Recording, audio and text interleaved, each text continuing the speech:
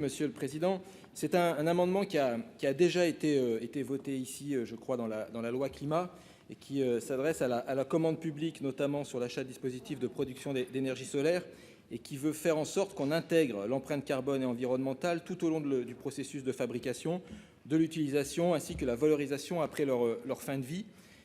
Ça me paraît un dispositif important, en tout cas que ça soit inscrit dans la loi et qu'il y ait l'obligation de mettre ces critères-là dans les appels d'offres.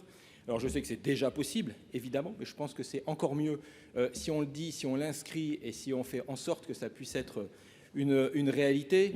Je ne reviendrai pas sur les discussions que nous avons eues tout à l'heure sur la filière et la mise en place d'une filière photovoltaïque à l'échelle de notre pays et à l'échelle européenne, et que si on veut que cette filière se mette en place, on a besoin justement de prioriser, d'orienter et de prendre justement le cycle de vie entier des produits qu'on fabrique, et notamment l'impact carbone, l'impact environnemental et l'impact évidemment social.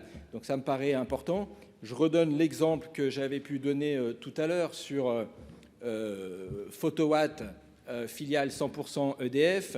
EDF qui met des panneaux solaires, 26 000 panneaux solaires, qui ne choisit pas sa filiale parce que justement, elle n'a pas intégré ces critères, en tout cas suffisamment, dans sa commande publique. Donc je pense qu'il y a réellement cette nécessité de pouvoir l'inscrire dans la loi. Merci.